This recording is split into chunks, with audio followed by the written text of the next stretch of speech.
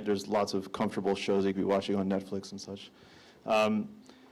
So the goal of tonight is really answering a very fundamental yet difficult question, which is how do you be part of a community and how do you build community? And this question is at first seemingly very obvious. The way you be part of a community is just join a community, right? But it turns out that it's a lot more difficult. This question is very personal for me as someone who grew up as the son of an imam, as somebody who grew up within a masjid context like my entire life. The masjid was like my second home. I went to Muslim school, the whole deal.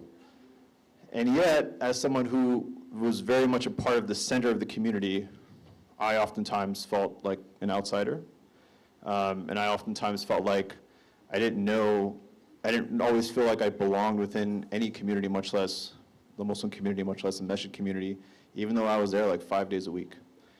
And so that experience led me to asking a series of questions, which was, well, what does it actually look like to be part of a community?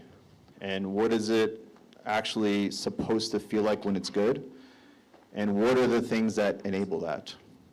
And so I embarked on kind of a study where I started to read a bunch of stuff and learn as much as I could to try to understand, like, what are the dynamics that are supposed to be present. And the punchline you'll see at the end of this is basically all what the Prophet Muhammad did. And so today I'm going to show you basically a lot of the data and research that I've come across, just to share with you, and perhaps that maybe it would be helpful as you all are trying to understand, you know, how do I participate in community, how do I be a part of it? A lot of us now, particularly with the loneliness epidemic, there's a lot of data and research around that about basically being lonely is worse than smoking a pack of cigarettes a day. There's a tremendous amount of statistics around that's leading to early death for a lot of people. It's leading to a kind of also economic issues, social issues, political issues, as I'll show. And so that issue is fundamental now. And so kind of understanding some of the frameworks and some of the research around how it is that we start to tackle this is important. And inshallah, so that's the goal today, is I'm going to go over some of that data and research and show some of the examples that are out there about how we can start to form communities that are different, that are actually more prophetic. And I'm going to be pulling in a lot of research that's from academia and other places. This is a little bit big picture, so if it starts to get a little bit like too theoretical, just let me know. If you have questions, just raise your hand. And inshallah, hopefully it'll be somewhat interesting to you all. I'm going to start out with something pretty simple. So with your neighbor next to you, or maybe in the row, maybe 3, 4 people, let's do the first question first. If you can recall a moment or a memory or an instance when you really felt like you did not belong to a group, to an event, to an environment. It could have been at school, it could have been at work, could have been with the masjid. Recall a specific instance, like a story, of when you felt like, oh, these people don't want me here. And please share that with your neighbors. Introduce yourselves.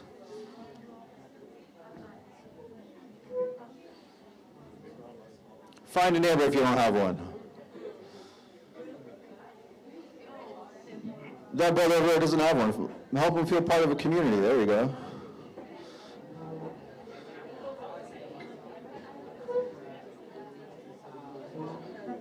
Try to keep it within 30 seconds to a minute.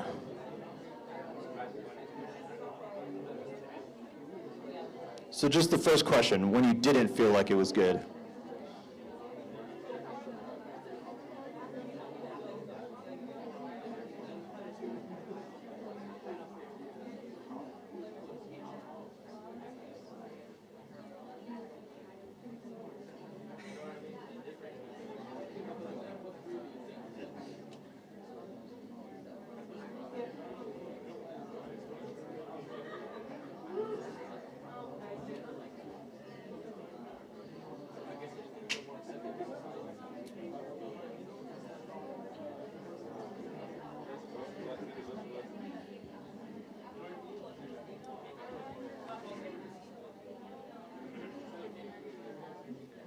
How much time do I have?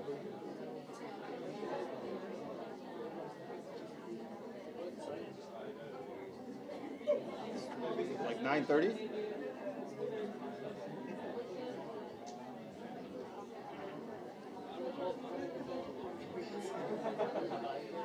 Did everyone get a chance to share? If you haven't shared yet, try to switch partners.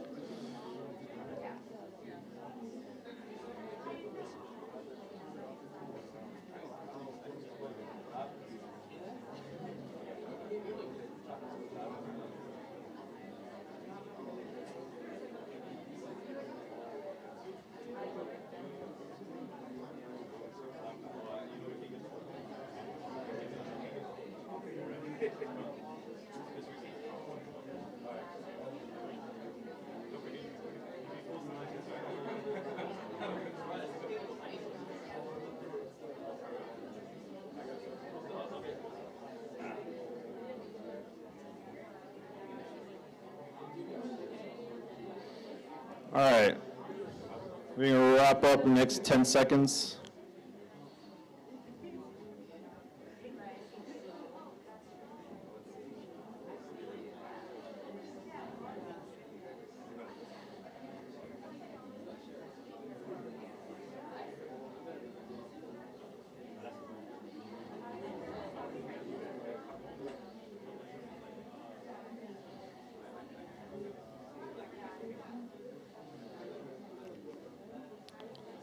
All right, Assalamu alaikum. So let's have one person share from the brothers and one person from the sisters. Who would like to volunteer?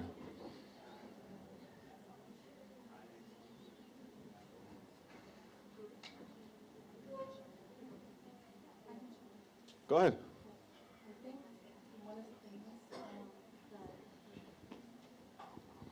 I think one of the things that I resented from the community is cliques, judgment, and rumors. I think those were the three things that have made me withdraw sometimes.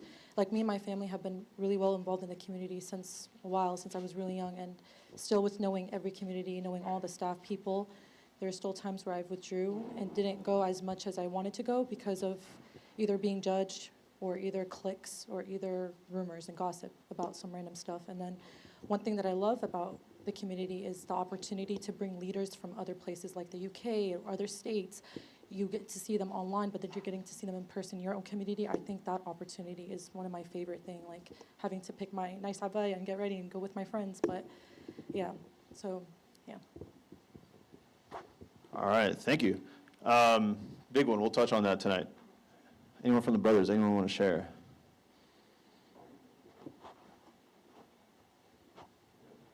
Assalamu alaikum. We were discussing, we both had, me and Gutam out here, like similar experiences in high school, like especially early on in high school, just like not really fitting in, especially like sometimes, I know for myself, like there weren't really any Muslim. I think there was like one other Muslim in my high school at the time, so it was just like not really fitting in, don't really have anyone to connect to about that with.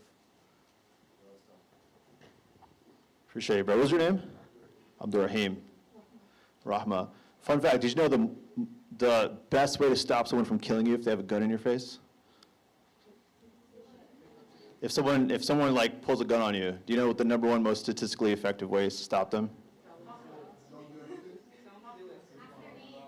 Boom, boom, ask their name. And also, that's right, also tell them your name. Kind of fascinating, right? All right, so let's do the opposite. Real quick, in about 1 minute. The opposite story. A moment where you felt like, dang, I really belong here. These are my people. I love being here. Share with your partner.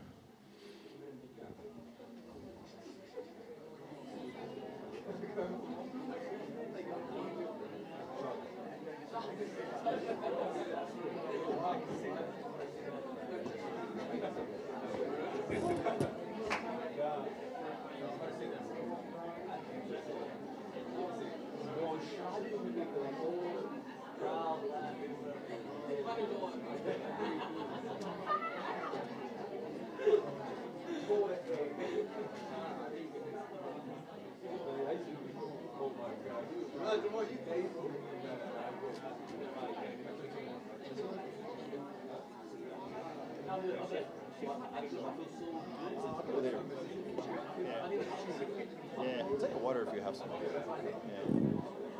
Yeah. Total, right, with Q&A?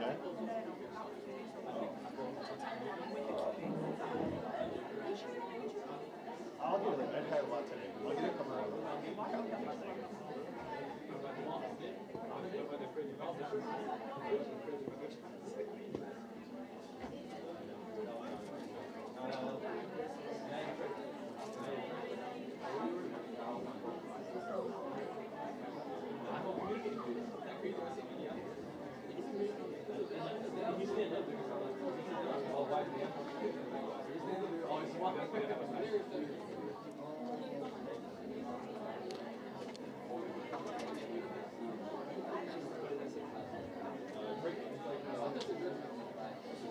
10 more seconds.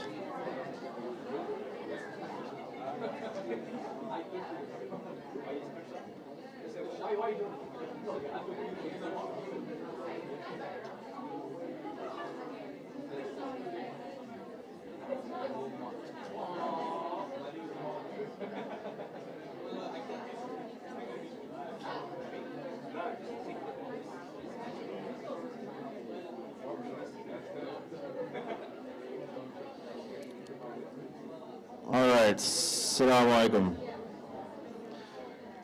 One more time again. So, somebody share from the brothers, somebody from the sisters. Yes. Assalamu alaikum, everyone. I'll share an experience that I had with some of my brothers. We were going upstate New York to hike, and while we were there, we made a quick pit stop to pray in one of the mosques. And when we were there was, I think, a brother who's part of the community there. As soon as he saw us, he saw that, you know, we're new faces, so he approached us, and he was like, "Please, brother, you guys have to come over, you know, have lunch with us, have dinner with us, or if you need to stay over, our home is your home, you guys are a guest here." And, you know, he was asking us questions, like our name, where we're from, what we're doing.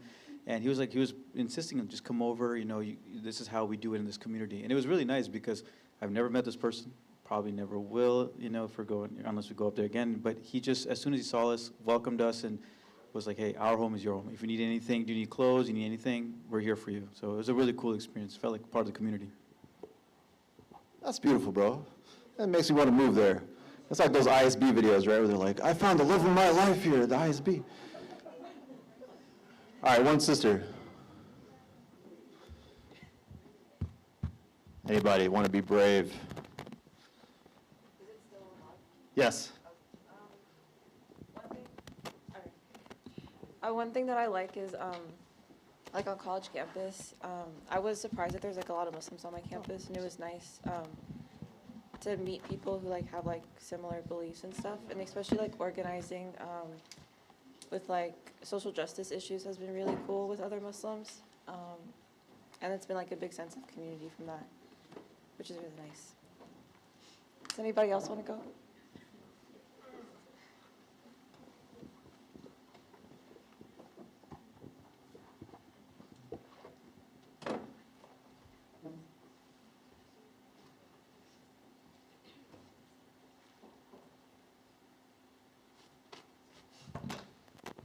They gave me another, oh, whoa, okay. All right, so, forgive my terrible handwriting. So if we can summarize, the things that people said that they hated were rumors, gossip, cliques, not knowing where you felt, not knowing where you belong. People were like, there's all these rules that you have to abide by. And also, not fitting in, right? You went there and you're like, there's no one like me, there's all these other people, they're not accepting me, they're not embracing me. What people said they loved was my handwriting is so bad, welcomed in and asked, like, what do you need? It's a remarkable question when someone asks you, hey, what do you need? And then also, sister said, I went to this group, to this, in college, met all these people like me with similar interests and passions, etc. You can summarize both of these experiences, and I'll even go to say that most of the stories that people shared centered around this concept of user experience.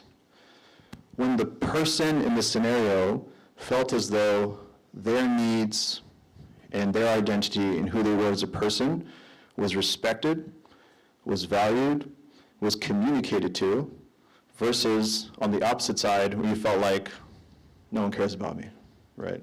No one is seeing me. No one is coming out to, like Riyaz said, right? No one's asking me, what do I need here in this situation?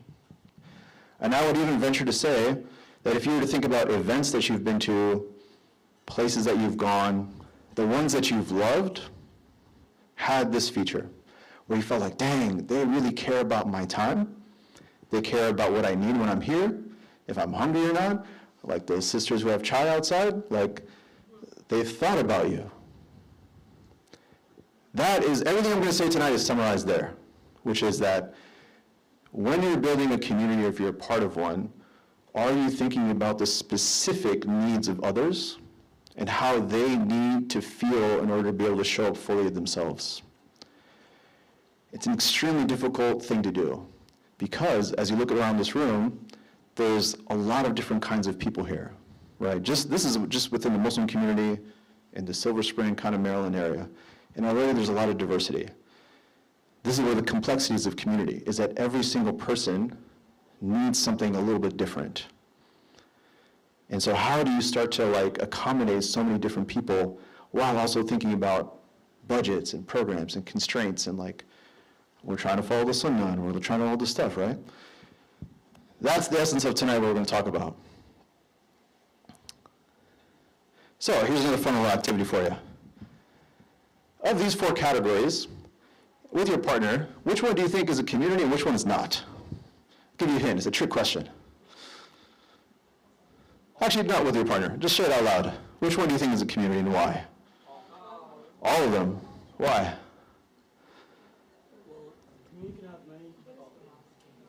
Man with the mic, there you go. A community can have many definitions, but something that's similar between all of these is they're all gathered, they're all doing something similar, and they're all bonding in some sort of way. Man, does anyone want to volunteer to write? My handwriting is so bad. You want to volunteer? Oh, no, it's okay, you don't have to. You want to? Yeah.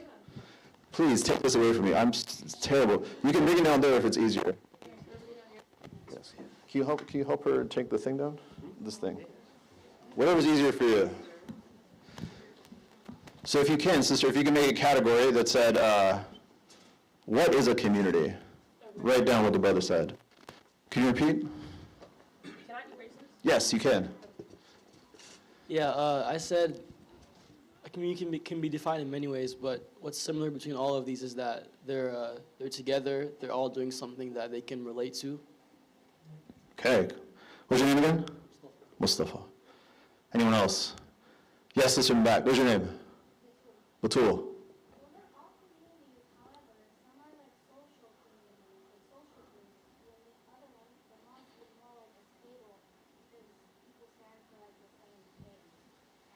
Ooh, interesting. Okay.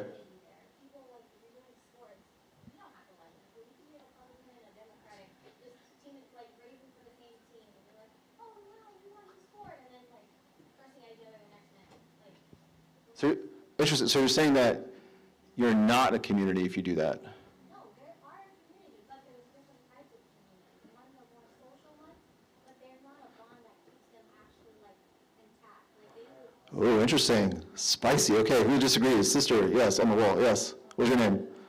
Yes, you.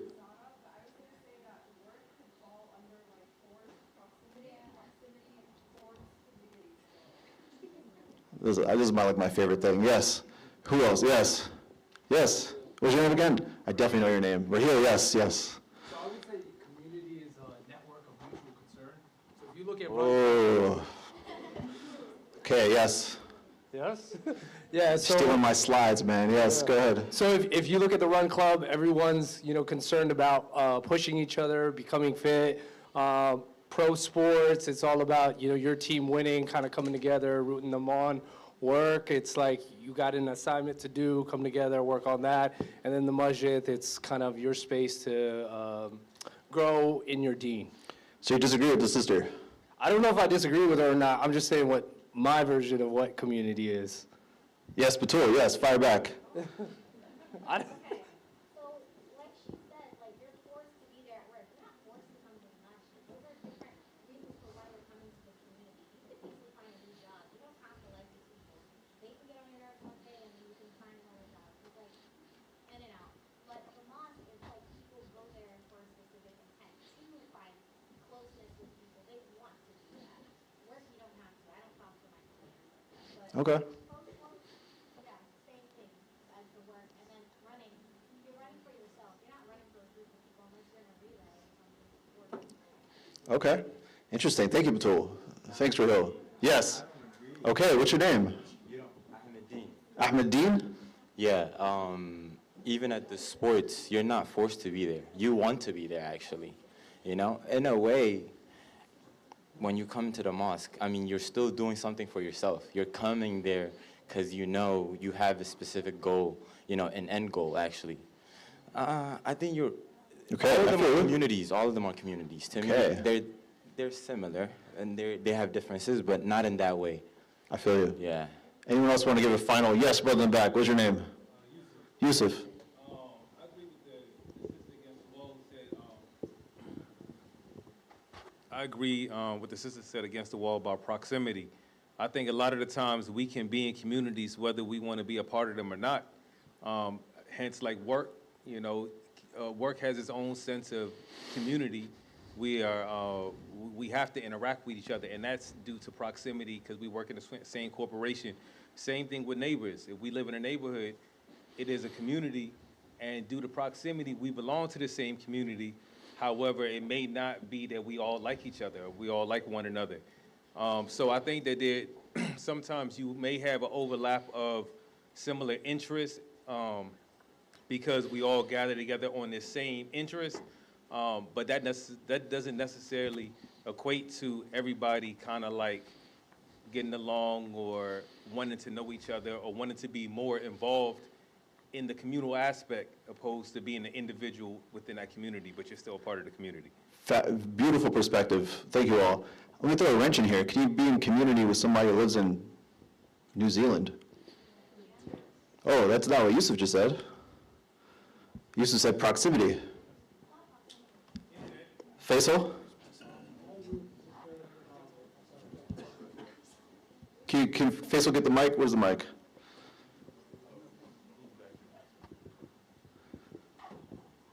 I agree with Sister Batul actually because I think what she was trying to say, you correct me if I'm wrong, is the mosque serves a higher power. You're there for a higher reason. You're not there for anything else. Maybe, you know, you could say a risk and the fact that you're able to spend time with friends or run around is good, but it's not a higher power. It's not a higher thing you're there for. Someone in New Zealand, on the other hand, is also serving that same higher power. Interesting. Fascinating. Yes, go ahead. I was just gonna say that, like, all communities, you have a common goal, regardless of what it is. Even if Yes, you're working- okay. You're working towards a common. Thank you for sharing. What's your name? Okay. Kay. So, this is my, oh, thank you so much, Jazakallah khair. So, this is the opinion that I take, and I could be wrong. However, this is the opinion that I take. Going on what Rahil said, Rahil, you've read some books, bro. Rahil's opinion, which is what I tend to agree with, is a community is a group of individuals who share a mutual concern for one another's welfare. Let that simmer. What's that? I have a quick question. Sure. And it's like, Wait for the mic. There you go. what happens if it's like a group of individuals who share a mutual concern, but not for each other? Like, there's no welfare, there's a mutual concern. How can you have mutual concern but not for their welfare? Like, for example, Okay. it's like a company, you're just concerned about the money. But Yes. you don't really care about other people. Like, the other people can get Okay. paid. As long as your money comes, then it doesn't make a huge. Well, that's Okay. for welfare others though, so. All right, we got some, yes, Batul, yes, wants to get back in here. Yeah, some, It's almost like the whole sport. Batul's like, no to sports. Yes, like if you don't, again, you could be someone who's like a MAGA, and then someone who's like not like a Democrat or something, and like, you guys don't care about each other's welfare. Ooh, spicy. Spicy. I think I Thank you, agree. Batul, thank you for sharing, I appreciate it. So maybe that's the difference between like a community and an organization. An organization Ooh. is just when it's like individuals with a share or mutual concern. I love it, I love this. All right, so, in my opinion, based off my research, studies that I've done, books I've written, books that I've read, this is the difference. So, each of these can be a community or not, depending on whether or not You are in community of welfare with each other. For example, a run club. If people show up to the run club and they all are there and caring about each other, that's a community. If you show up to the run club, you don't talk to anyone, you go home, they don't know you're there, that's not a community. Same thing with work. You show up at work, there's certain jobs where your boss really, really cares about you as a person. Your coworkers care about you as people, like you guys hang out outside of work. That's a community. But at the same time, there could be a work situation where you guys hate each other. Not a community. They don't know your name, they don't know what you do, you're just a number. So all of these, including a masjid, this is the one that's a tough pill to swallow. Many masajid are not communities. Yes, Yusuf. Ooh, yes. Again, this is all like, people, there's no like, it's not like 1 + 1 = 2, right? It's like, these are not hard objective facts. These are just opinions, and we're trying to round out opinions in the best form possible such that it makes sense according to what the data and research shows. So that's a great nuance. In my opinion, again, most masajid are not communities. For the very simple reason, do the people there care about your welfare? What Riyasat said when he went to that masjid in New York, that's community. How are you? What's your name? Where'd you come from? Do you need anything? Are you hungry? Do you have a place to sleep? That's community. Oh, people are thinking. So I'm going to give you now, zoom out. I'm going to go into a little bit of history of what's happened in America in the past about 100 years. And I'm going to show you a little bit of why we're in the current predicament we are, politically, socially, economically, why it's so hard to be part of a community, why it's so hard to feel like you're part of a group that cares about you. It's not your fault. So if you look at, for those of you who can't read in the back, this is 1880, going up to 2020. I'm going to show you a bunch of graphs here. So this is charting social cohesion. Okay, social cohesion means that when people are surveyed, do you feel like the society around you feels like a group? Do you feel like you're part of the same society, or do you feel like you're part of different societies? Starting in the 1890s, all the way up to about 1960, it felt really good. And then from 1960 onwards, it's like a straight line down. Same thing for economic equality. Kind of interesting. It's like the same graph. Starting from 1900, going all the way to 2020, goes up, peaks around 1960, and then goes down. Same thing for America's I, we, I. So studies that were done that showed the use of the word I versus the use of the term we. So the term I, so this is really marking the term we. We was not used a lot here. We was used a lot in 1960. And the term we went down, and the term I became more prevalent. Same thing versus community versus individualism. When people self-reported, do you feel like what's more important, you taking care of yourself or you taking care of your community? Look at the graph. It's the exact same. This is also political polarization. In about 1950, 1960, the parties were actually quite similar in a lot of ways. The range of difference between people politically was actually very small. People still felt like they could have conversations with each other. And now look at that. Look at where Donald Trump is. Now, my conclusion in this research, as well as this is Robert Putnam wrote a book called, his first book is called Bowling Alone. He's a professor at Harvard. His most recent book is called The Upswing, which is where all this data is from. His conclusion is that basically what's happened over the past 50 years in America, 60 years since 1960, has been that people have chosen more of an individualistic lifestyle over a communal lifestyle. They have chosen that. What does that mean? So, I'll wait on that. basically, when it became opportune, and then there's a big, which I'll come back to in the second half of this lecture, in the 1920s, things were really hard. 1890s, 2000s, 2010s, sorry, in the early 20th century.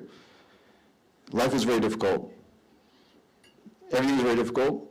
And so people took it upon themselves to build community resilience. They went out and they built institutions. They built things like the Boys and Girls Club. They built things like the Rotary Club, the 4-H, the YMCA. There's a lot of social institutions in America that were built as a result of people saying that I do not like this experience that we have. And actually, a lot of the statistics that we saw, everything that we're experiencing now in like 2020 post existed already. So high political polarization, high income inequality, very low rates of like community belonging. Everyone felt like no one cares about me. This actually happened before.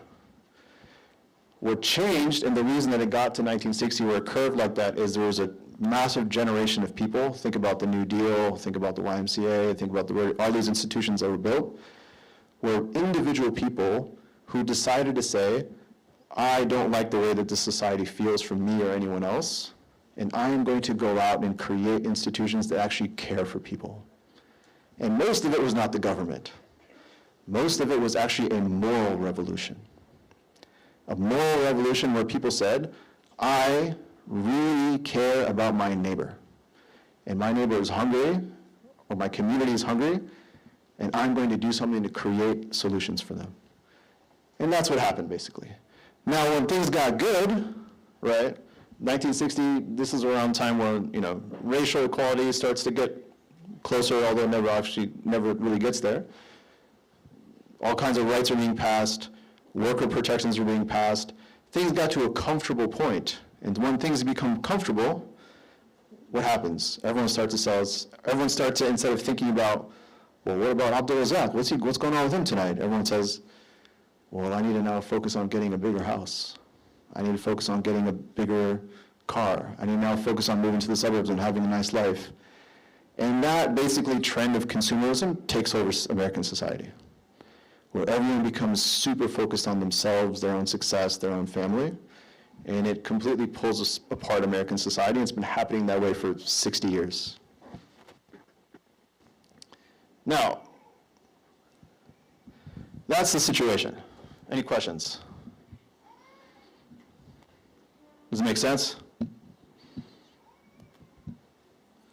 So now we're going to get into a little bit of data about what it shows to actually build community. The punchline is actually quite simple. As I mentioned, in the 20th century, that's how people fixed that problem, would led to that curve going like this.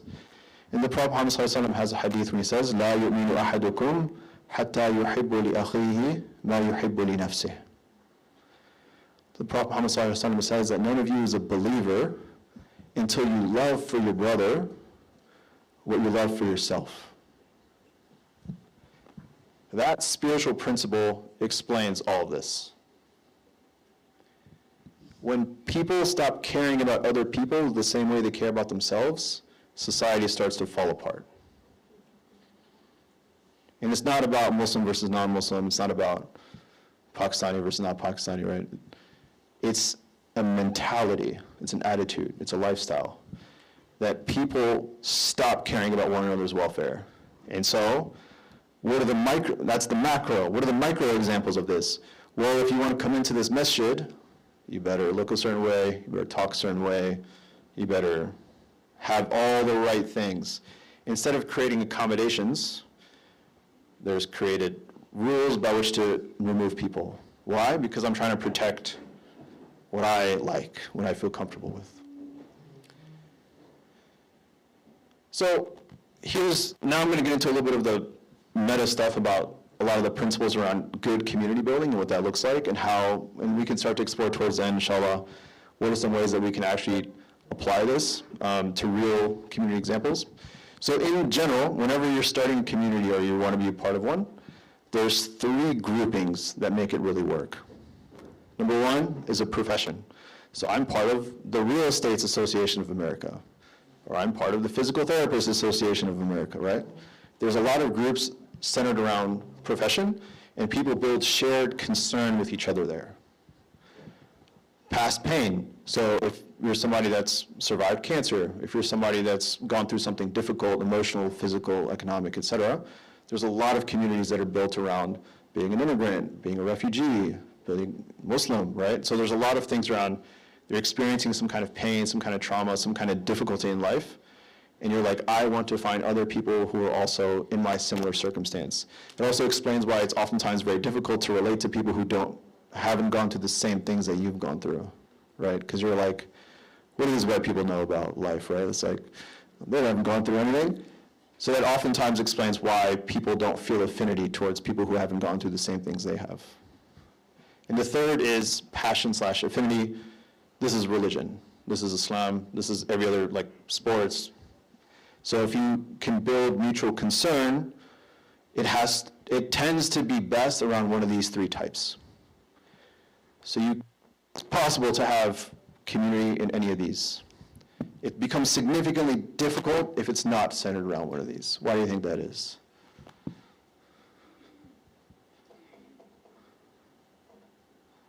This is open. There's no right or wrong answer. You don't have anything in common. Yes. There isn't a specific commonality that you can draw to. And it's not clearly communicated oftentimes. Anyone else have any? You can disagree.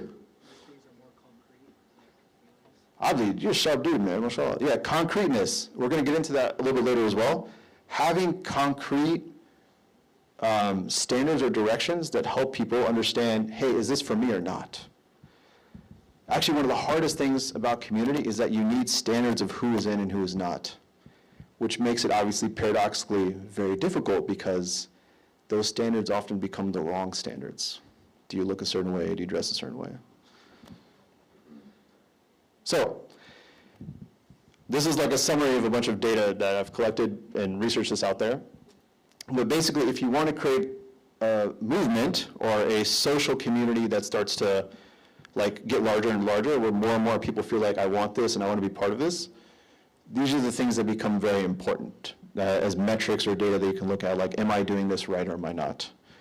One of them is a low barrier to entry, right? It's very easy. Sign up on this forum, attend this meeting, right? It needs to be super clear how you get into the community, and also that barrier needs to be super low. For Muslims, it's very easy. How do you get in? Ashhadu an la ilaha illallah, ashhadu anna Muhammadan Rasulullah. Extremely low barrier to entry. There's no fee, you don't have to give a blood oath, right? There's no you don't have to give, anyway, I'm not gonna, you get the idea. Also, clear, morally grounded vision, super important. Inclusive, yet retains moral guardrails. That's what we're talking about. Extremely difficult to do. But this is why some communities succeed and others don't. It's because it's like, you can be part of us, anybody can be part of us. That's what inclusivity means. But if you want to stay, it has to be super clear, what do you need to do in order to stay? A lot of the problems become, no one ever communicates that to you, right? No one ever tells you. It's just someone comes from the back of the mesh and starts yelling at you, right? And it's like, I didn't know. No one ever told me I'm not supposed to dress like this. Spicy one. Visible pathways to leadership. Extremely important to be part of a community. Why do you think that is? Anyone? Abi, you're a sharp dude, bro. Abi says, so it shows that it's not closed off because people need to know where they stand. This is extremely important.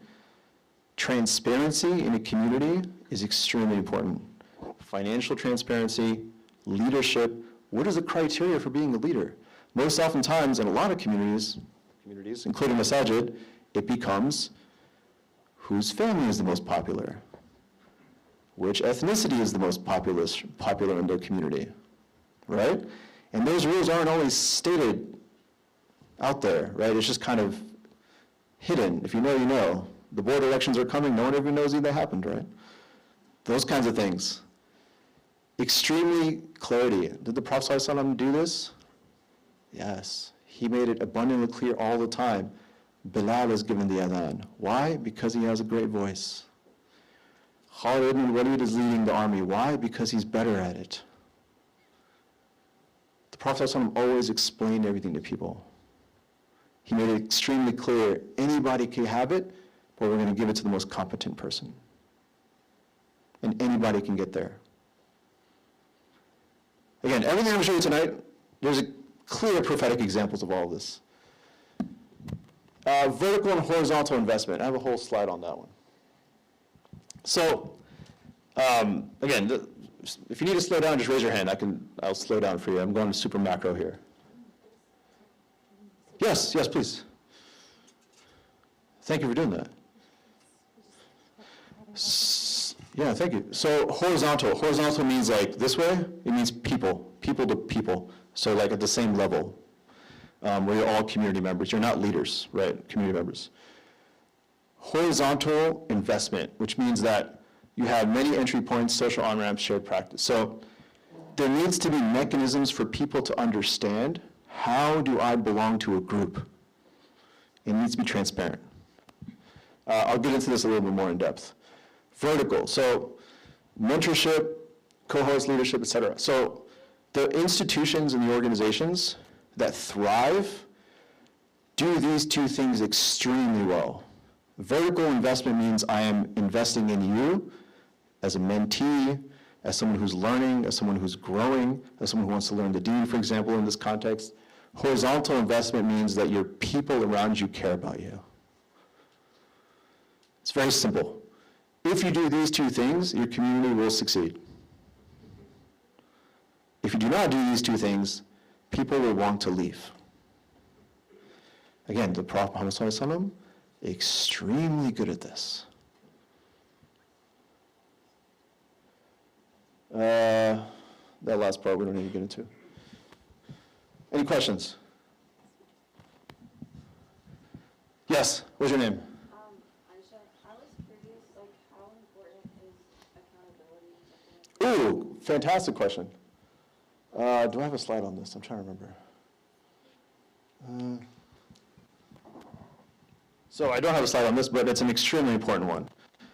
Leadership so the leadership definition that I follow, which is according to Marshall Gans, who's a professor, leadership is someone who solves problems for other people. The moment you stop solving problems for other people, you're no longer a leader for your community, for your constituency. That's the definition of leadership that I like the best. It is your responsibility that if Abdi here has a problem and I'm a community leader, I am not a community leader if I'm not taking care of Abdi's problems. And so accountability obviously is huge because there needs to be a mechanism to say, hey, Omar, you've done nothing for Abdi. What are you even doing with your time up there? Extremely important. It also goes back to transparency of information, which we talked about a little earlier, or like standards of how do you become a leader. So accountability is part of that process. Like, I need to know, what, do I need to volunteer 20 hours? Do I need to be here for 3 years? Do I need to give a blood? Like, what does it take to become a leader and how do you lose it?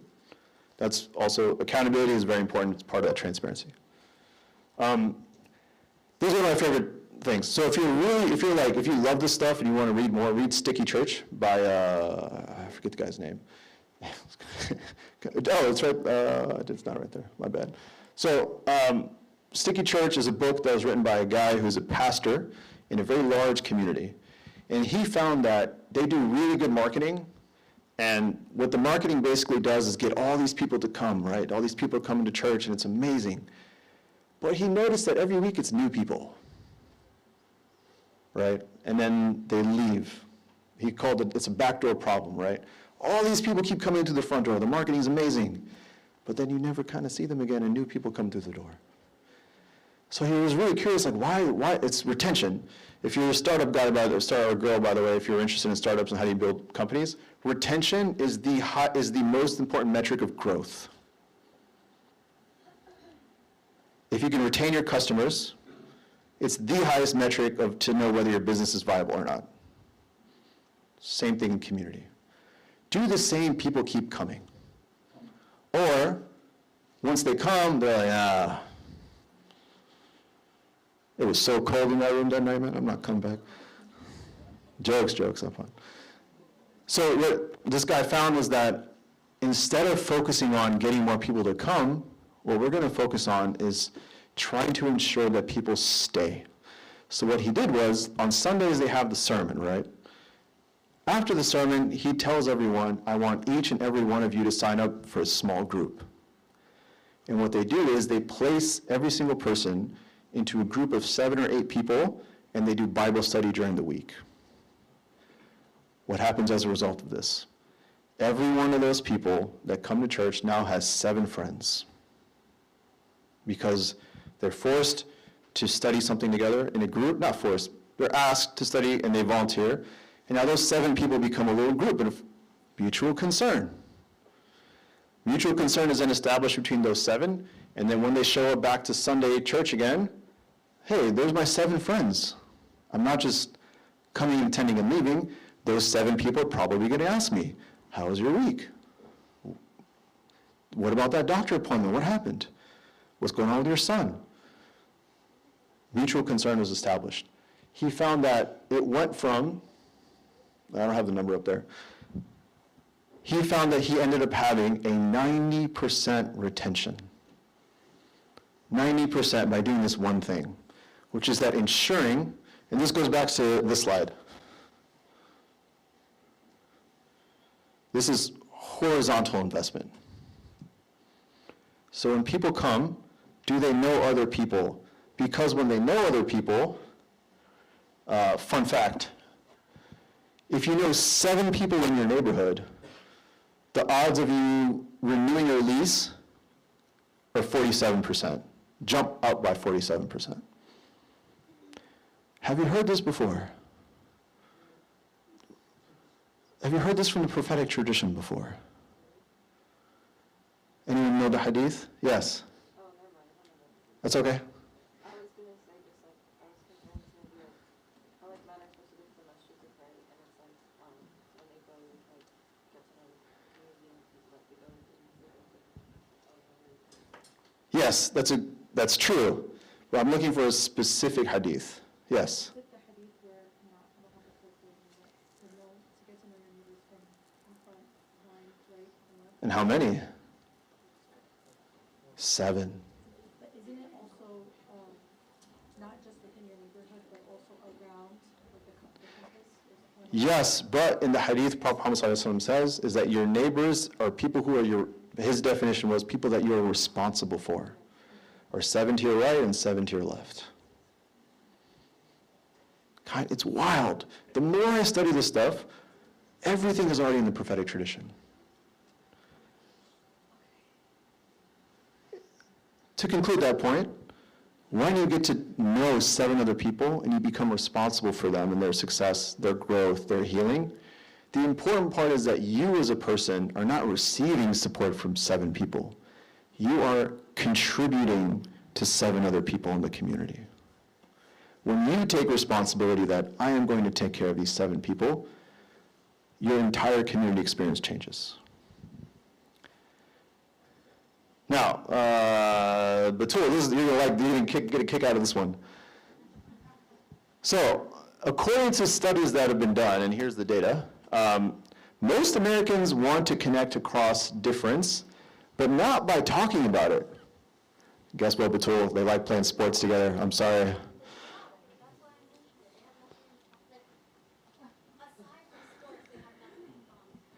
That's a fair point. That's a fair point.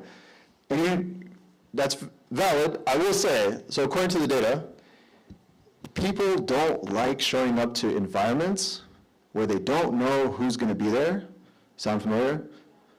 And also, what is going to happen when they get there. Especially when there is a group that comes that's different than you. They do not like showing up because anxiety. I don't know what's going to happen. I don't know if this person's going to start attacking me. Like that fear, and even if you tell people, hey, we're going to go and we're going to talk it out tonight, they're like, no, I don't want to talk about it. I don't want to talk about Trump tonight, right? Like, actually the data shows that, so 2 things. Number 1, one of the biggest barriers of community is perceived norms. What does that mean? Anyone have any idea? Perceived norms. It's a barrier. Yes, but dig a little deeper. So if I'm going to a masjid, and I've never been to this masjid before, and I can't tell what's the women's entrance and what's the men's entrance, and if there is a men's entrance and if there is a women's entrance, it's all the same, and where do I make wudu, and how do I even make wudu, and you're not going to go. That's what the data shows. The more clarity and the more communication that's done to people to help them feel like, hey, when you come here, don't worry, we're going to take care of you. Retention jumps dramatically. Because going back way to the thing that we said at the beginning, people hate showing up places where they feel like these people didn't even think about me, or my experience.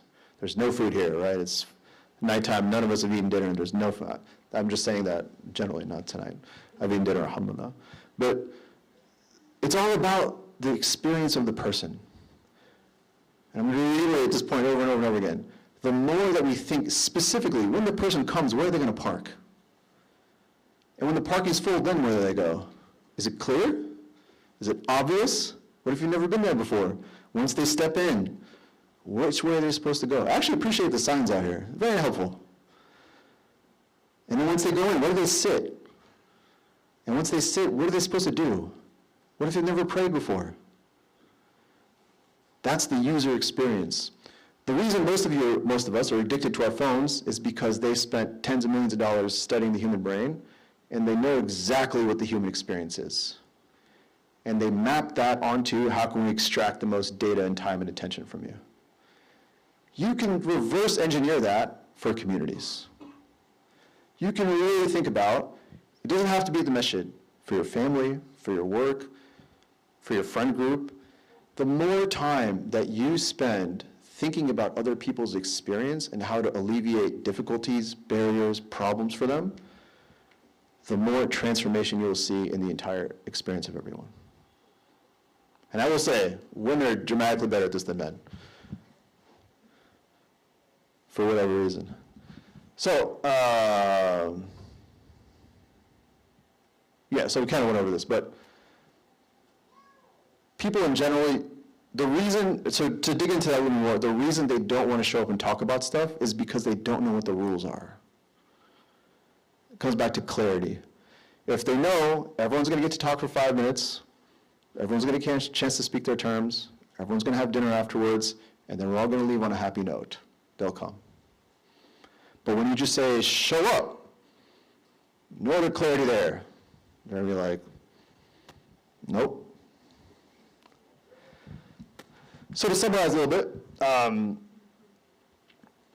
unsuccessful versus successful movements. Summary is just, I had it up earlier, user experience, focusing on people. And the biggest thing is investing in relationships. So now we'll go a little bit deeper. Let's see, what time is it? This is maybe a little bit too specific. Well, I'll close with one more thing. This is a little bit too detailed. This is the last thing we'll go over, and then we'll open it up. So there's a book called The Art of Community by Charles Vogel, who's the person I quoted earlier that has a definition of community. If you're someone who is really interested in this and how do you create it, how do you create better experiences for people, highly recommend this book. I'm giving you the summary of it right here, which is basically that he breaks it down as in order to have really good community, and these principles are transferred kind of to everything, to if you're building a startup, if you're building a nonprofit, if you're doing programs work, if you're doing tech, this kind of transfers almost universally. So the number one, there's 7 elements basically, that if you have these 7 things, your community is very strong. In addition to the other elements. The other elements are more about investment. This is more about if you're starting it from scratch, how do you design it?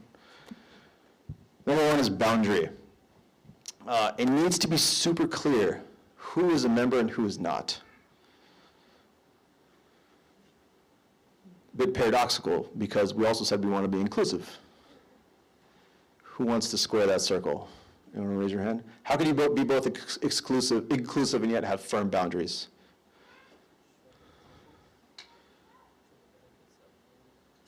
Yes, that's interesting. Abdi says show them the benefits. Yes. Yes, sister. What's your name? Yes. Muna.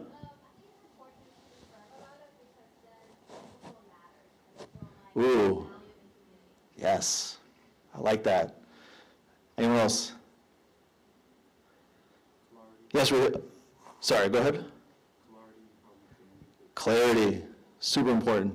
Rio. I think you said earlier, like the bar to entry is very low, so that like allows for inclusiveness, but then it also allows for membership. Yes, excellent. Anyone? Yes. What's your name again? Ahmed. Yeah, by knowing what they're getting. Ooh, yes. Abdi also says something. Yes. No, that's dang, it's a smart family, man. Yes. What's your name? Wasal.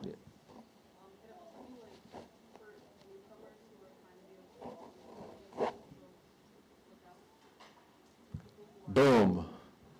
That's the key. They're all, yes, all of you, yes. But that one is super important. How do you know when someone's arrived to your community and is part of it? Unless you have an entry point. It's super crucial. Also, what if someone got up here tonight and started selling real estate? Is that appropriate? What if they started selling you like halal financing options and like, maybe? That's true, yeah, it's halal. But what, okay, let me make it a little sharper. What if someone got up here and started talking about why you should be a Republican and why you should vote? Not appropriate, right? Because, I would say, personally, in my opinion, is because boundaries emphasize that the people in it are important and that you're going to protect them from the people who are not agreed to the same principles that you are. And also, it's important to be inclusive where you let anybody could come in, but you have to choose to be here. Right? And also, there's like layers of this. So also, you know who's a part of it and who's not. How can you have a community of mutual concern if you don't know who's in the community? And which is why, as Muslims, what do you do when someone wants to join the community? You put them up in front of the room, and you make say shahada in front of everybody, and then he gets 10,000 hugs.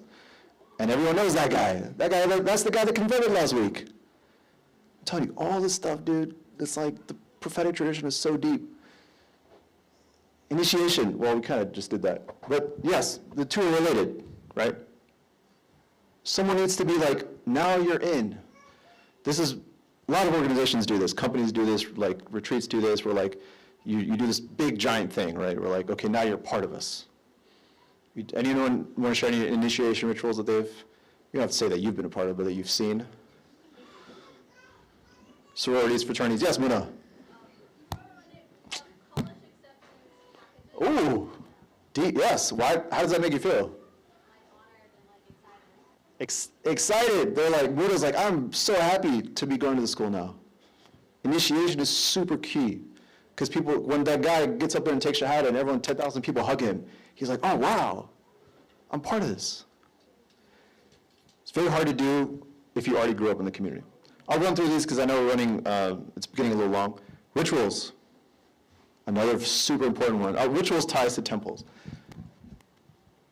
Rituals is the things that you do. If you don't have a thing you do together, it becomes very hard. It could be as simple as we come together and we talk about our week for the past week. That's our ritual. We have tea together. Or it could be every Thursday. This is the guys like to do this. Every Thursday we come together and we play basketball. We don't talk about our lives, and we go back home and see each other. It works. Right? The ritual is the thing you do. It doesn't have to be like a big grand gesture. It's just like every Monday we do this. Every Thursday we do this. It's regular, it's repeated. Temple, a place that you do it. Stories, we have this in the prophetic, all these again, prophetic tradition. Stories is really interesting because you need models of success. You need to know, if I'm part of the Real Estate Association, Jake over here made $2 million last year selling real estate, and this is how he did it, and this is how we're all trying to be. Because it gives you an understanding of what you're supposed to do and how you're supposed to, who are you trying to be like? Who do we have? The Prophet Muhammad ﷺ. These are the stories. This is what we're trying to be like. Symbols, obvious, right? Like you need things that mean something to you, right? Like whether it's hijab, whether it's kafiyah, whether it's like the Quran, like things that you see and you're like, it attaches some sort of meaning that all of us can have shared meaning around. And then inner rings. So going back to accountability that Aisha asked about, it needs to be super clear. How do I get to the point where I'm in the center? And how do I become a leader? And if I am a leader, how do I get out? This is like one of the hardest ones, because no leader wants to say, this is how you take my spot.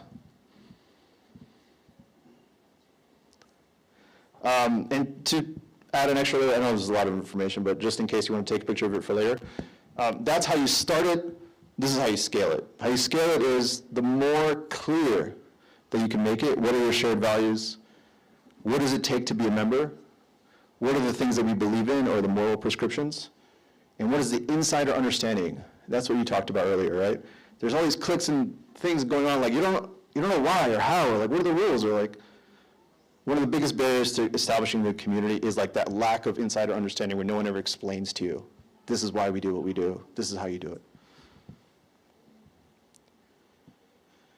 So in summary, all of that can be summarized by just the more you focus on how people feel and what do they need in order to feel comfortable in this community or to have what they want or to feel closer to Allah. It's actually quite rare that anyone ever asks, what does this person need in order to be closer to Allah? Because that's what the Prophet Muhammad would do. Instead, we do this weird thing where we say, no, you have to do this, and then we'll give you access. Prophet Muhammad never did that. There were people that would come up to him he was sitting with his companions, and there was a man that came up to him and said, Ya Rasulullah, tell me one thing to do, and I'm not doing anything else. I don't want to pray, I don't want to do nothing. What did he say? Anyone know the hadith? He says, just say Shahada. He says, okay, Shahada la ilaha illallah, Muhammad Rasulullah. He said, okay, you're good. He walks out. All the companions were like, what? You didn't tell him about what's going to happen on the day of judgment? You didn't tell him what's going to happen in the grave? You didn't tell him about prayer? No. The Prophet ﷺ was excellent at meeting people where they were and recognizing that that guy is not ready for all that information. He needs something different, which is that he needs to be accepted. We need to tell him that he's good enough to be part of this community, and then he'll slowly make his way. There was a man who started urinating in the masjid. You guys know the story? What did Prophet ﷺ do? Let him finish. That's a phenomenal statement. Omar radiallahu anhu was ready to chop his head off. Can you imagine if someone came and urinated in the masjid right now? It's a pretty wild phenomenon. And the leader looked at him and he said, because he looked at him and he understood that this guy doesn't know any better. There's a difference between someone who's intentionally being disrespectful and someone who doesn't know any better, because he's a Bedouin. Bedouins don't have these kinds of rules about what you do inside the house and what you do outside the house, because they don't have houses. They live in the desert. So the Prophet ﷺ saw him and he said, that's not what this person needs right now. He needs to be told that he's okay. Once you accept him, then you can put him into the process, boundary, initiation, these are rituals, etc. But sometimes that takes 10 years. Sometimes it takes 20 years. There's people who try to kill the Prophet Muhammad ﷺ, and then 20 years later became Muslim. It's phenomenal. Like the more honestly I learn about this stuff, about the science and data and everything about community building, the more I'm in awe of the Prophet Muhammad ﷺ. Because he did literally all the top tier data characteristics, etc. I went in there studying this stuff, thinking about I'm going to find all this new stuff. And I realized it's all just what the Prophet ﷺ did. It's kind of incredible. This is the 2 last slides. Super simple. If you remember nothing else, just remember this one. Focus on how people feel. It's the universal principle of you're trying to build anything in the world, startups, again, nonprofit, whatever. Focus on people's experience. What do they need? What do they want? Over like, we're gonna have this 10-point plan and we're gonna give them all this stuff.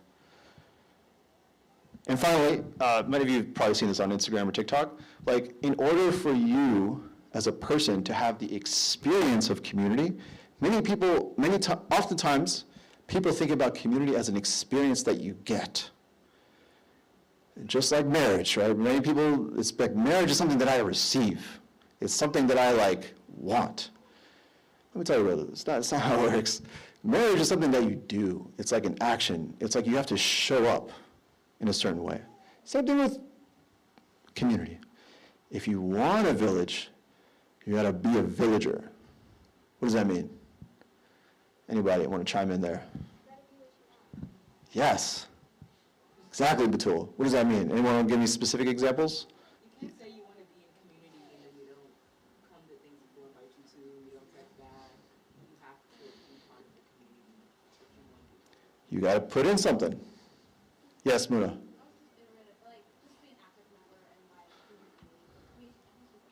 Yeah.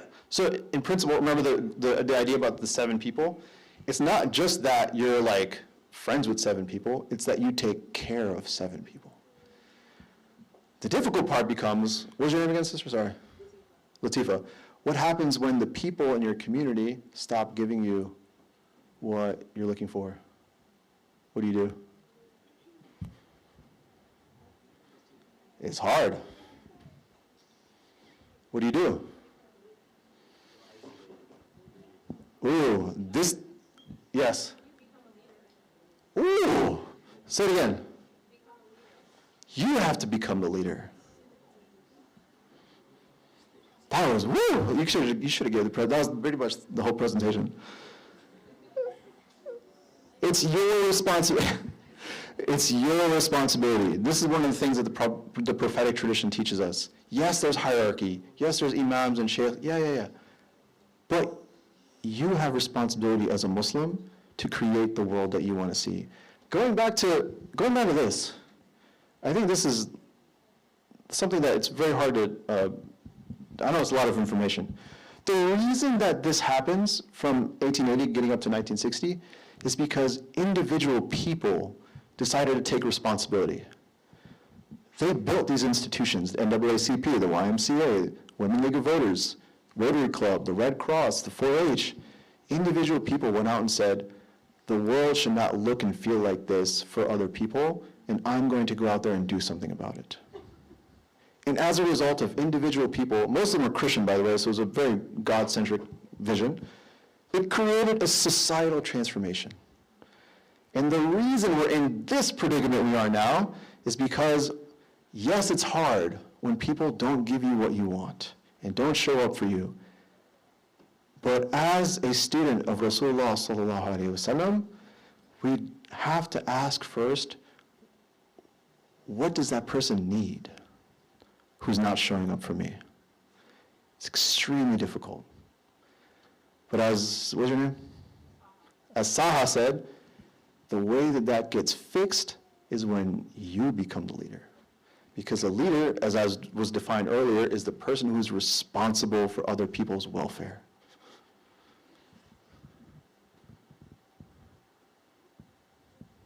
It's tough. It's very difficult. So in conclusion, if you leave with nothing, just do this. If you forget everything else, don't worry about all the data. If you want to have a village, be a villager.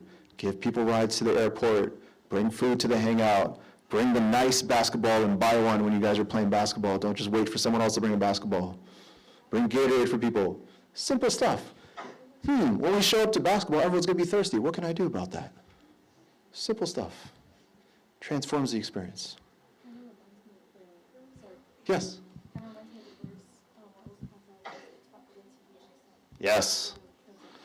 Yes, do what is the best thing to do in that certain area. Take care of, create ihsan in the world.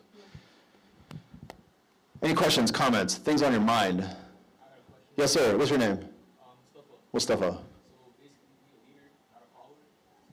Yes, but what does a leader mean?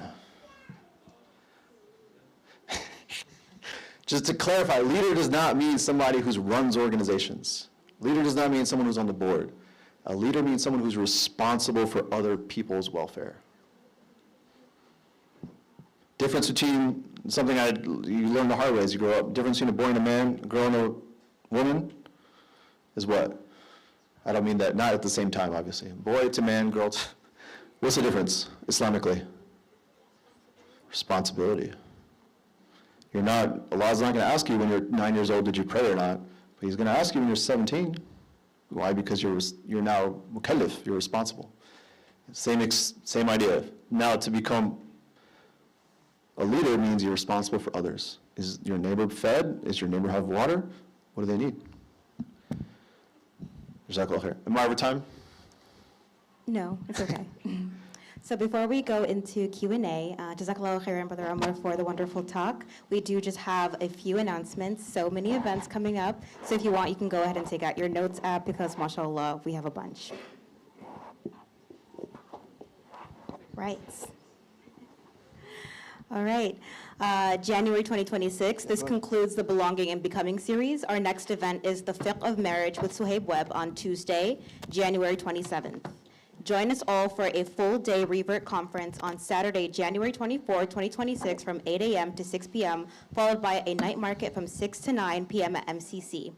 Al-Maghrib is also having an event at Diyanet Center of America on Saturday, January 24th at 3 p.m. Pre-Tazkiyah programs, we do have a sister circle. It's officially begun. Our dates will now be changed to every other Tuesday before Tazkiyah. Stay tuned for updates in the YAP group chat. Bi-weekly Tuesdays from 6 to 7 p.m. Next session is on January 27th. And very exciting news, we have our first roundtable debate talk, which will begin next Tuesday from 7:15 p.m. to 8 p.m. inshallah. Enjoy present-day discussions and topics discussed before Suhaib's Webb's Fiqh of Love class. And lastly, Book Club, bi-weekly Tuesdays from 6 to 7:30 p.m. Next session is on February 3rd. The book is called With the Heart in Mind by Sheikh Mikael Smith. We have a lot of exciting things planned for you all. Please spread the word and let your friends know about these events. Jazakallah khairan.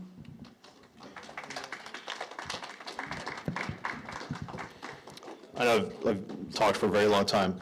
Does anyone have any things on their mind? Doesn't have to be a question. Yes, Aisha. I thought it was really interesting.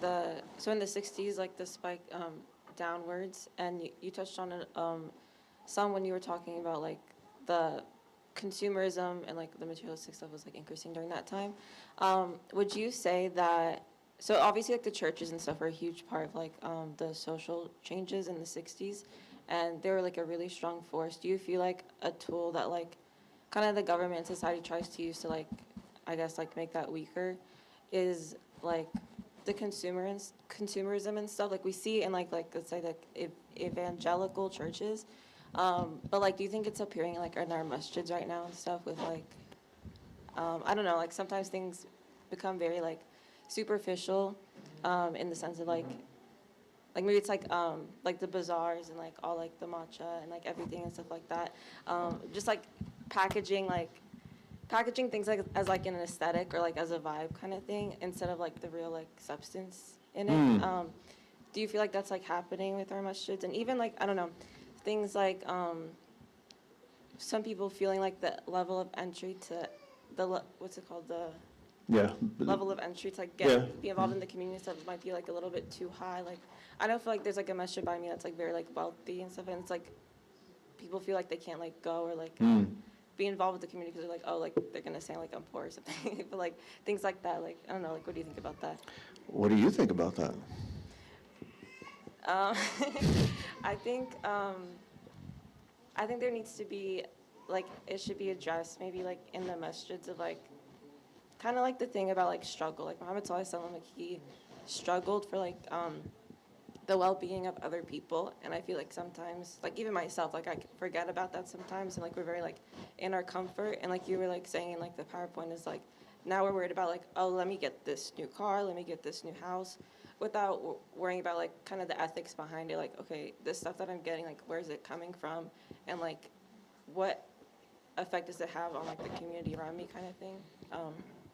But yeah. I think you raised a very great question. I don't know if I have the answer.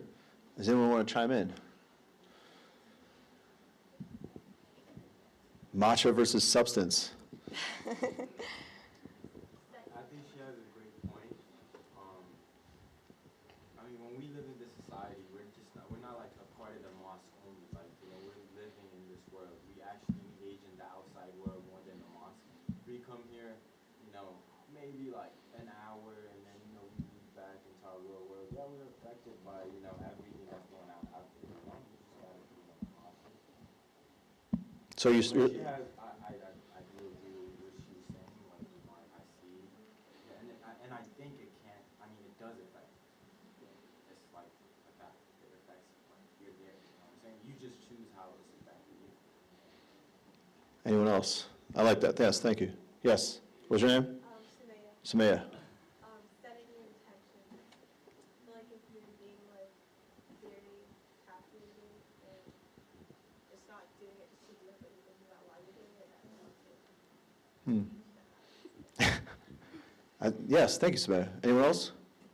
Yes, Abdi. I agree with those comments, but also like mindfulness and what you're letting in your heart is what's like very impactful Hmm. to everything. Even if you think that it's not damaging you or you think that you're trying to take the best from it, the negativity from it will always like affect you in some type of way. So Okay. Yes. Sorry, I didn't see you, man. Yes, sir. What's your name? Jamal. Yes, Jamal. So then, me and Jamal. J squared. We were talking about earlier about the sports thing and how sports some people might say it or some might say it's not a community, but we kind of came to the conclusion that while a racist or someone that's doesn't like you, you guys might like the same sport or Mhm. it might be soccer. That in itself is kind of a gateway to understanding them and understanding why they might have those certain values. It's kind of like that first step to actually not just community but an actual unity. Yeah. I love it. That's a great point, Jamal. Fantastic. Yes. Go ahead. To kind of go back into that though, I think you were saying mindset, intention, and all that. I think low key the way you foster your environment does a lot more than you trying to just fight back all the time. It's like if you just set yourself up to win, you'll win. It's just like that. I think we are in the position we are because so many people have put in time and effort to the result that they want. So if you want a different result, obviously, I don't know. I think they're both great perspectives. So Ahmed, sorry, bro. Ahmed is saying that people built those things with a certain intention and they put a lot of effort and time into it. And so maybe if you're approaching it from the things that you're seeing all these matcha pop-ups and you're like, the heck, I want some real stuff like coffee. But you're like, where's the substance that I'm looking for? He brings a great point. Part of it is recognizing that the people who built those institutions, built those events, and do those things, it's having a certain level of husnul dhan, or a certain level of okay, I can try to appreciate what they're doing, and also showing up maybe with a certain level of how do I get to know them and try to understand what they're doing here, and also how can I maybe contribute, or maybe that event is not for you, and that's okay. There's a lot of events that I don't go to. I love events, it's like my favorite thing. I don't go to 90% of them because of everything we talked about, very poorly designed. But that's okay. Certain people want certain things. I don't go to matcha pop-ups.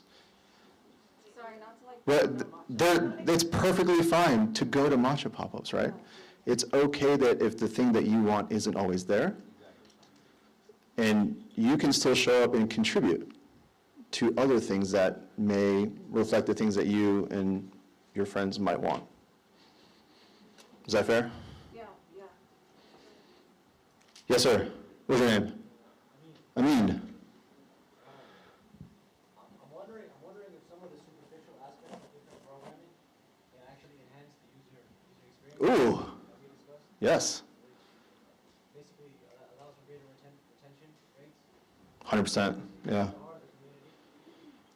Mm-hmm. So it's not necessarily a negative thing, depending on the intention of the organizer, to try and enhance the experience of everyone. Yes, that's a great point. So as somebody who does a lot of events, that is oftentimes the intention, right? The intention is no one's going to come if you just do, or there's just not, that's not correct. There's a smaller group of people that only want tafsir every day, right? You have to kind of build the entry point user experience to get them to the point where they're okay with coming to tafsir classes. You have to do matcha pop-ups and sports and hangouts, and then eventually they become comfortable, they make friends in the community, and they'll start to come to the masjid to pray, and et cetera, et cetera. So sometimes those elements are very important to creating user experience. And sometimes they're a waste of time, but both are possible, it's okay. So things that we reciprocate through. So let's say, for example, a certain community has, good rumors, positive everywhere. Then you see like a week later or two, there's a big event that's happening at the community that, has fiction. Now, you still have this tension inside and that resentment to go to this community or to see certain people that you know that have spoken ill about you. How do you navigate that? Because you're like, you want to go to this event because of the speaker, and then you feel bad and you feel inside. So it's like you're trying to enjoy the lecture, but there's so much hurdles that you're going through and you're battling inside.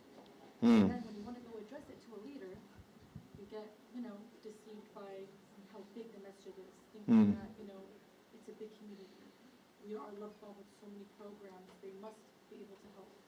You go and speak and they tell you we can't help you. Whatever excuse you want. But we're all here to help you. Let it go. So then you go to another community that's like smaller, and then you realize they're willing to help you, even though they were not the cause of it, or the people that have afflicted you with some, hurdles don't belong in that small community. They belong in that bigger community. How do you navigate this? How do you, you want to still be involved, you want to still show up, but Yeah. then there's that. I think it's a very important question. It's tough to have a general answer because it depends on what you specifically are going through and where you're at and what you need. Let's start with the most basic thing, rumors. The most basic thing, I think it's, as they say when you're on the planes, right, you have to put your own mask on before you try to take care of other people. If you're not in a place mentally, emotionally to be around those people, you don't have to be around those people. But what if there's a certain event that you want to go to because a certain speaker is there? What's that? You weigh out. I think he's a sharp dude, bro. You got to weigh all your options. I think that's something that is very difficult. I don't have a prescriptive answer for you. I think you have to look what is going on in your heart. Like, what are you okay with in that moment? If you're okay with showing up there, letting it go, and being able to receive that from that lecture. But ultimately, I think it's very difficult to say for me to tell you what is okay or what is not okay given where you're at day to day, right? Today you might be okay with it, tomorrow you might not be. Do you address it to a leader? How do you resolve it? What's the resolution that you can come in the middle? In between what works with you, but then you're like, here's our community, we're here for one another. You know what I mean? We look out for our sisters, blah, blah, blah. Well, so I think I'll close on this because I know we're over time. Yeah. Again, there's a difference between a community and an experience. Yeah. What you're describing is not a community. You're talking about an experience. Yeah. And experiences are very hard to negotiate because there's a set, there's a speaker, he's coming, everyone's going to come and have this experience, and they go home. That already off the bat is not an environment that's going to care for you. 100%. So you have to come into that understanding that situation. That's the reality. This is a one-way event. You're receiving. No one's taking care of you there. Yeah. That's part of it. It's only if I want community, I have to go to the real places where there are community and expect that from them. And having an expectation from the experience to give you community, you're going to be disappointed. Yeah. It's a much, obviously there's a lot more to say, but we can talk, inshallah. I'm a little over time, so can I take one more? Or? Okay, last one, sorry. I appreciate you. What a guy, man. So validating, man. Yes. I was just, I mean, I was just curious, but like, what if the experience is in the community? Like when you go to a masjid, you assume that's a community because that's the masjid. And there's obviously going to be experiences there, but I think both can exist at the same time.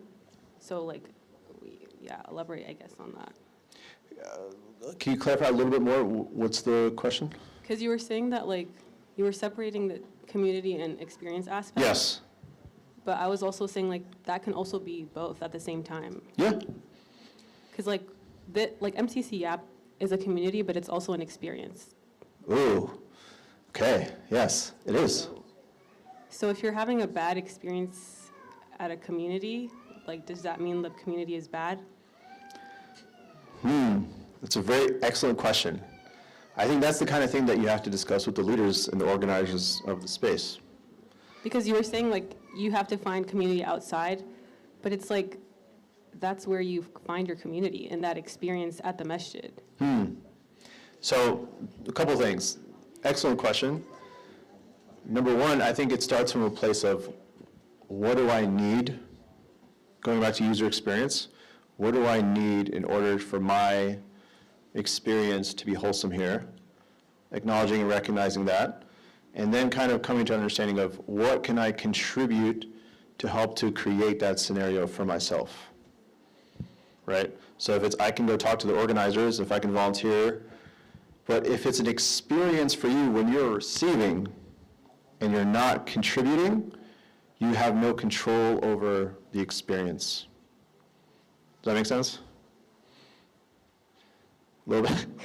So the fundamental thing that I'm getting to is to have expectations of what you're going to receive is always going to be very difficult because many people will disappoint. Many institutions will disappoint. Many leaders will disappoint. There's a complete difference between I'm going to show up here because I want to receive something and still negotiating that with I'm here because I'm serving God. Now, those two things are very far apart. And for you and your personal experience and what you're okay with and what you're comfortable with, that's that balance of finding how do I show up to a space to serve God, and also how do I show up in a space that I have community at the same time. Those two things are often separate experiences. And that's the difficult part. It could be that the community that you show up to doesn't help you get closer to God. And that's the reality. Because it's politics and it's harder and you're having bad experiences. So it could be that the place that you're showing up to is the place that you actually are there to serve. Does that make sense? And not to receive. That make sense? Again, these are generals, but yes. And not commanders, it's a dad joke. Yes, is there any other? Oh, one sister in the, yes. Sorry, people. Yes.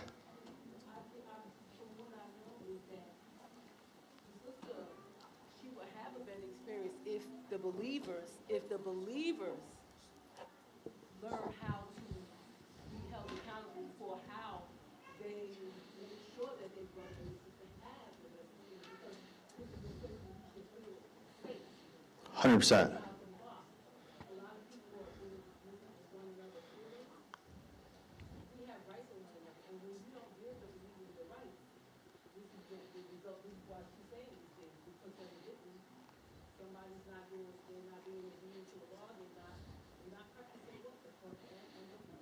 Facts, yes.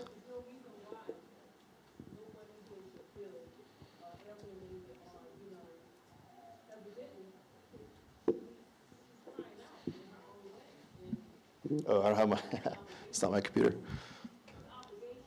Yes.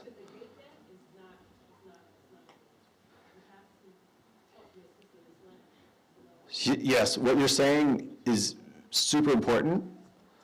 The distinction that I'm personally making, again, my own personal opinion, could be wrong here, is that I would say that from the get-go, that's not a community.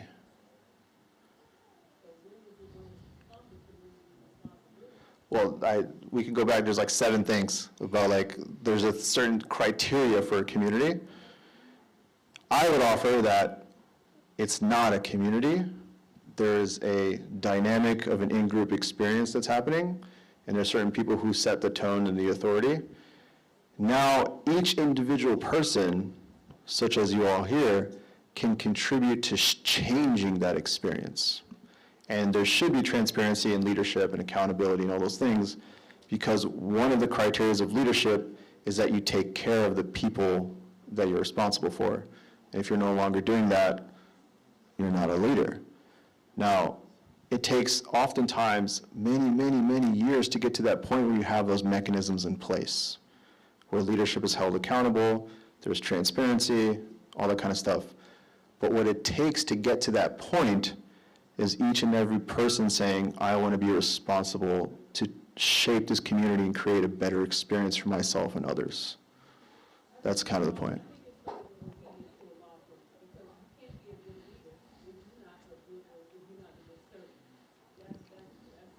I agree. I'm agreeing with you.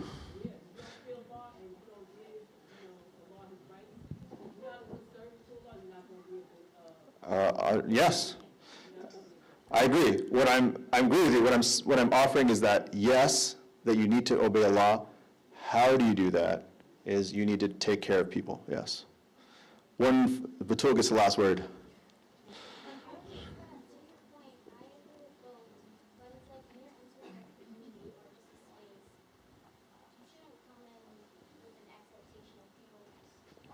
When you come into a space, you shouldn't have an expectation of the people because you don't have control over those people. So therefore, it's like, if you put an expectation on people that you don't know, which is not very logical, you're more likely to, be disappointed. So you should come in with a plan and like intention on why you're there. And based off of that, just to safeguard your experience, you can decide whether or not you want to continue in that space or not and for it to become your community. But to her point, it's the Complicated, same. yeah. It is, but it's the same thing as like, for example, someone from different countries. You give someone salam, right? They don't say it back. They know they're supposed to say it, but they choose not to.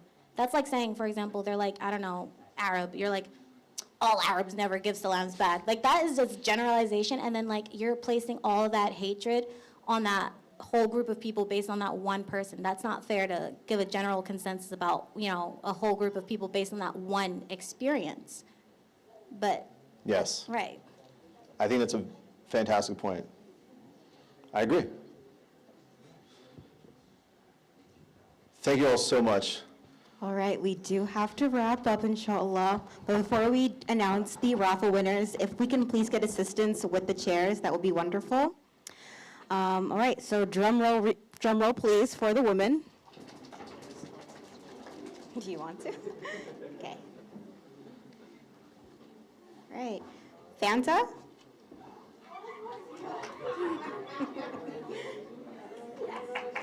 Yay. All right, drum roll for the men. Shoot, whatever you.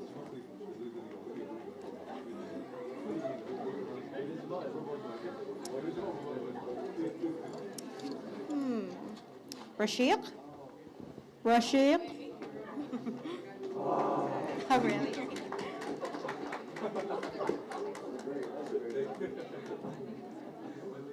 All right, thank you so much for joining us today, and please assist with the chairs, inshallah.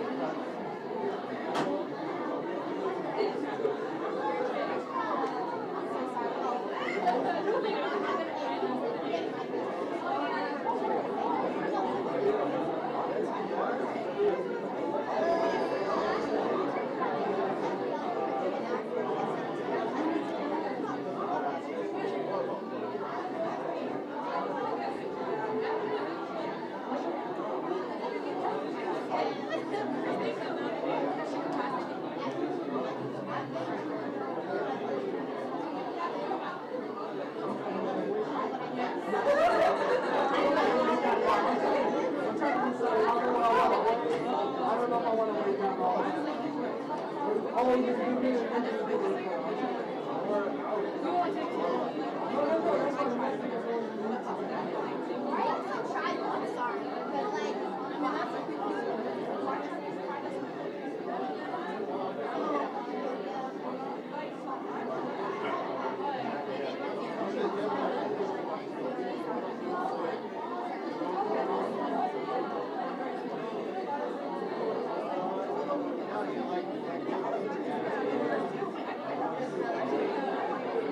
No,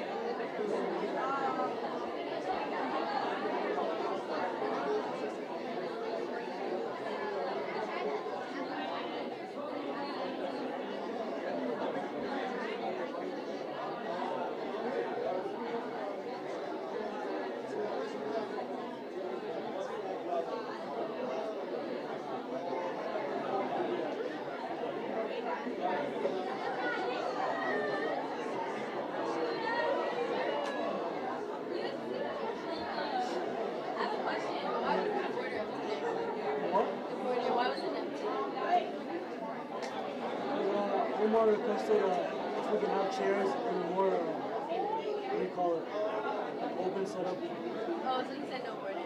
Yeah, it was a request. And I wanted to board it up. I talked to the speaker, Omar. Yeah, he said Omar said I would take it down. Omar said he wanted it down because he wants to be like open discussion.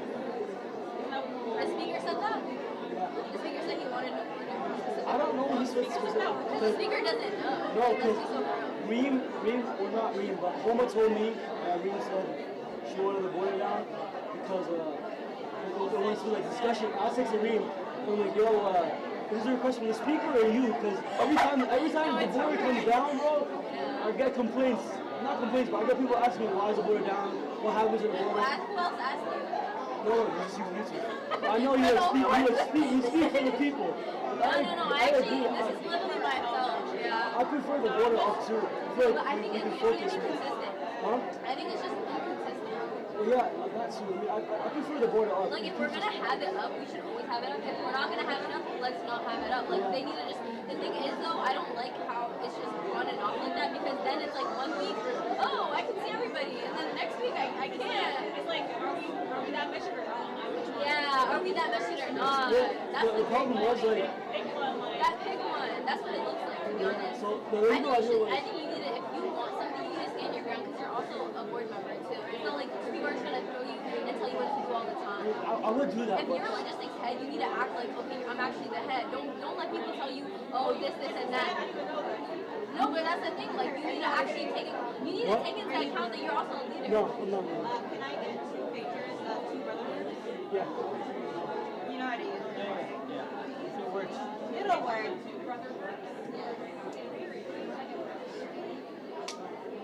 Yeah, no, I'll keep that in mind. Yeah, you're welcome. Sorry to interrupt your conversation. Yeah, we were just telling him he needs to be consistent. Yeah, like if you have an opinion, don't be scared and don't be pressured into doing something you don't want to do. Unless you actually don't care. You don't care, right? Like, or you do No, I care. do. I prefer the border up. Okay, so if you care about something, you need to speak for it.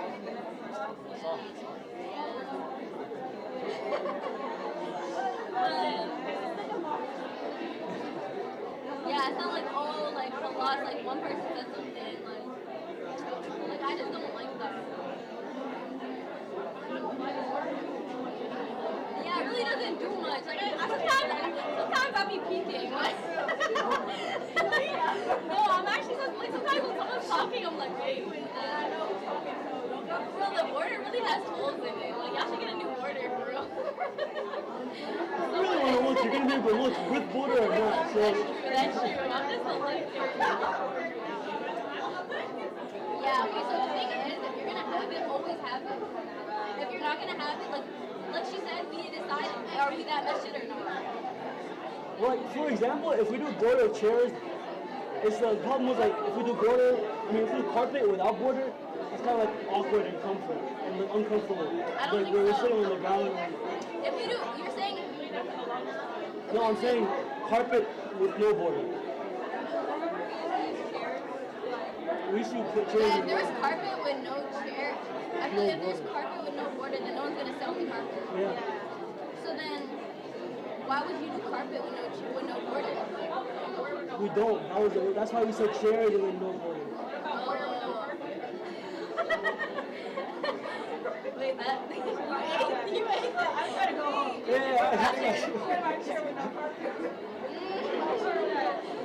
What about your legs? No.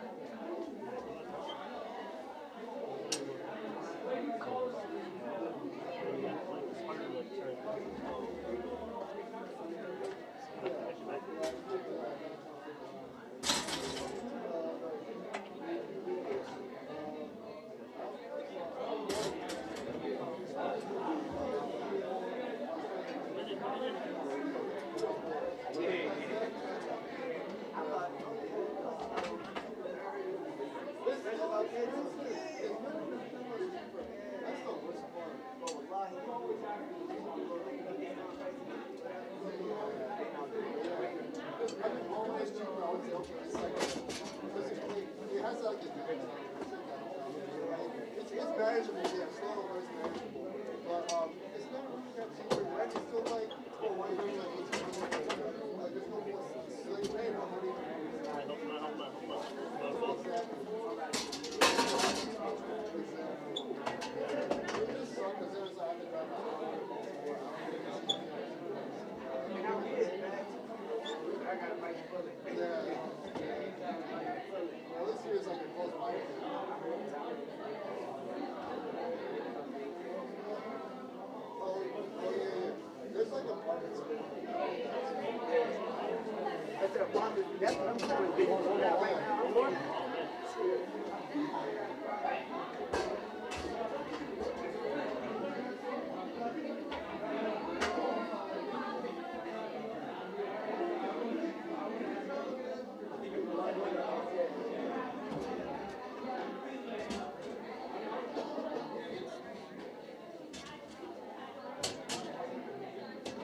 Oh, you want to get it out?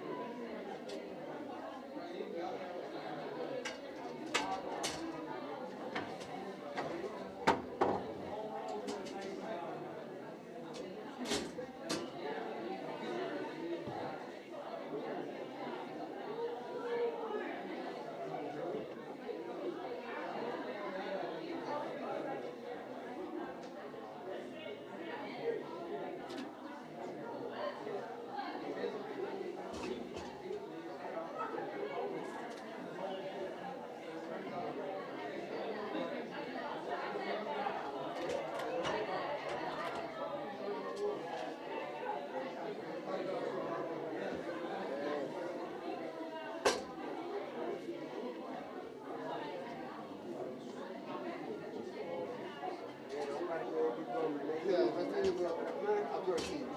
And two? Zoom. Is it what the app are you? Like Zoom. Zoom, like, or I think, oh, Zoom. Okay. Yeah. Check your best safety.